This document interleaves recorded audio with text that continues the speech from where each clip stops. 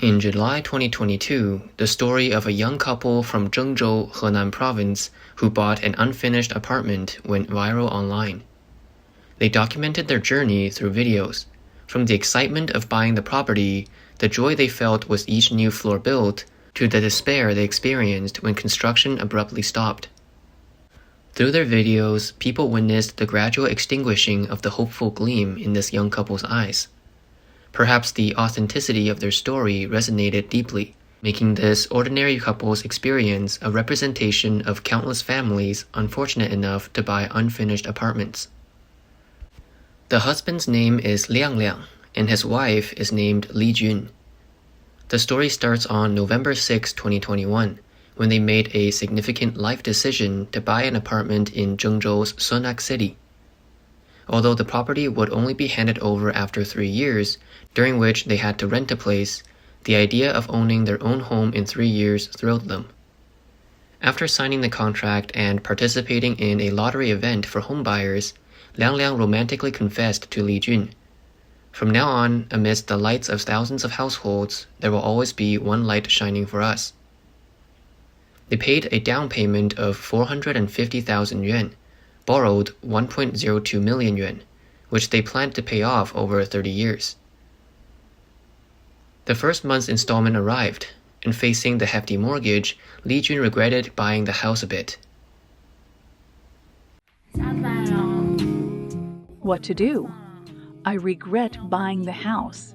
We have to pay the first month's installment tomorrow, over 9,600 yuan. The key point is that more than 8,000 yuan is just interest. Only 1,000 yuan goes to the principal. I thought paying the down payment would settle everything, but it turns out the monthly mortgage is the real problem. Why is the interest so high? I'll be working for the bank for the next 30 years. Unknown to them, they bought the house when the Chinese government was implementing strict real estate control measures. After Evergrande's debt crisis erupted in September 2021, many real estate companies were either bankrupt or on the verge of it. Hence, from 2022, the government's real estate control policy began to relax. Some local governments even introduced favorable policies to stimulate the real estate market. Unfortunately, they bought their property at the peak of China's housing bubble, and their mortgage interest rate was almost at its peak too. They expressed their predicament in a video shared in March 2022, 4 months after buying the house. It seems like we bought the house when the interest rate was at its peak, 6.27. Then for some reason, the rate in Zhengzhou suddenly dropped, and many buyers could get rates as low as 5.3. Today, there's a policy saying that university students who buy a house in Zhengzhou within 5 years can get as low as 4.7. The same loan, our monthly interest is over 1,000 yuan more. This amount is quite significant for us working class. The monthly mortgage now takes up 2/3 of our combined income. The more impulsive we were when buying the house, the more regretful we feel now.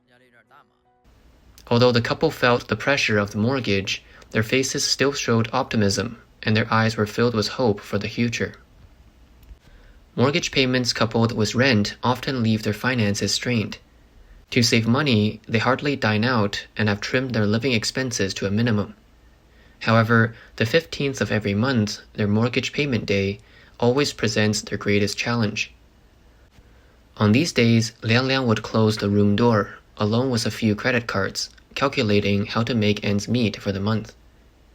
Despite their hardships, the couple's glowing smiles suggest they remain cheerful and content. They joke about their circumstances. We bought a house worth over $1 million without hesitation, but debated over a chicken leg worth a few bucks. This is our life, the life of mortgage slaves. Later, all employees at Li Jun's company took a pay cut. On her way home, she wanted to buy Liang Liang some meat, but considering her reduced salary, she could only afford to buy him a piece of tofu, telling him, "You'll have to make do with this." During this period, Li Jun became pregnant, implying the need for additional living expenses in the near future. From time to time, they visited their new house. Each additional floor brought them more joy.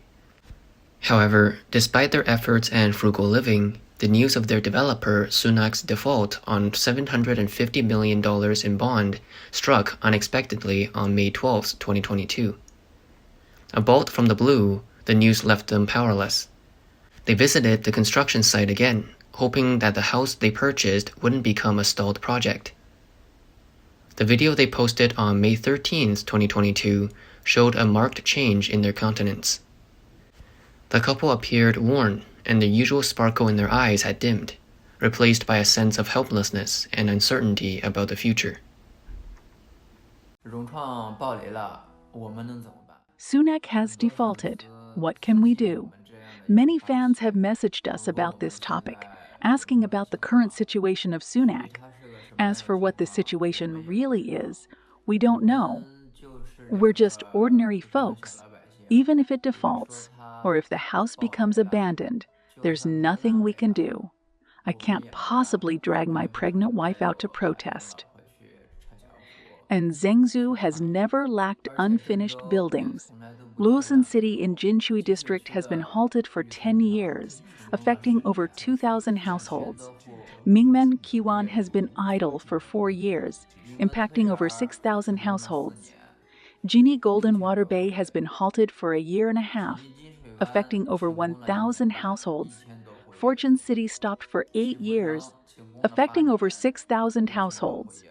Shengrun Canal City was halted for a year and a half, affecting over 1,400 households. Greenland City has been idle for over 4 years, affecting over 1,100 households.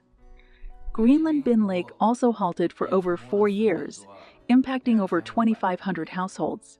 So many owners of unfinished properties don't have solutions.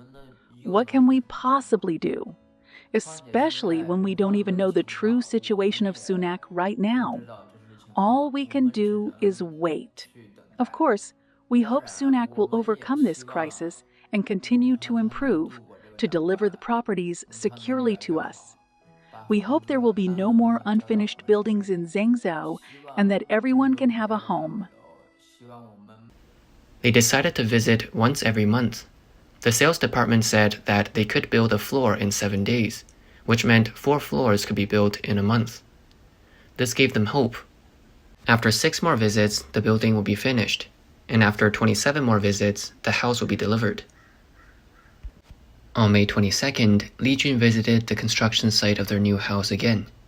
Seeing the ongoing construction, Li Jun, who hadn't smiled for a long time after hearing the default news, smiled again. Although there has been a lot of negative news about Sunak online recently, and many fans have told us that Sunak has defaulted, look at this. Our building is 22 stories high, and it's already up to the 6th floor. Some people may say that topping off could lead to abandonment, that the true beginning of abandonment is when the building is topped off. But since we have chosen Sunak, we have to trust them. Believe that they will bear the responsibility of a company and achieve the goal of completing the building. However, reality soon proved that this girl was too optimistic, because just 10 days later, the construction site was shut down. The workers hadn't been paid for several months. They posted videos questioning the situation on TikTok, but were warned by the developer, saying it was a temporary halt due to the pandemic, and if they made any more fuss, they would have to deal with legal affairs. They were forced to delete their previous videos. Yet, the reality proved that Sunak no longer had the capacity to resume construction. Even though in September of last year, Zhengzhou initiated a 30-day work campaign to ensure the delivery of the building, their construction site did not resume work. What they saw was still rusty steel and weeds everywhere. All they could do was wait endlessly, but the mortgage still needed to be paid to the bank in full every month. To echo the government's call, their construction site intermittently had people working, but due to insufficient funds, there were no money to be paid to the workers. So it was more of a performance of minor tasks. From purchasing a house in 2021 to the present, this young couple from Zhengzhou had experienced love, marriage, and childbirth, as well as the joy of home ownership and the despair of a suspended construction. Their story, so authentic and vivid, has garnered sympathy and online support from people. But they are far from the only ones in China struggling with such predicaments.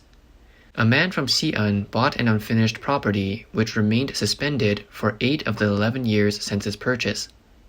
Finally unable to bear the strain of paying the mortgage and renting a house at the same time, he moved into the unfinished building with his 6-year-old daughter.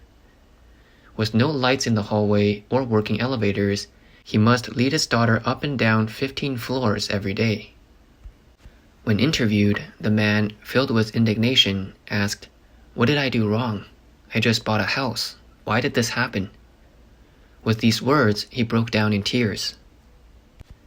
A 72-year-old man must climb 16 flights of stairs daily to fetch water, buy groceries, and use the toilet.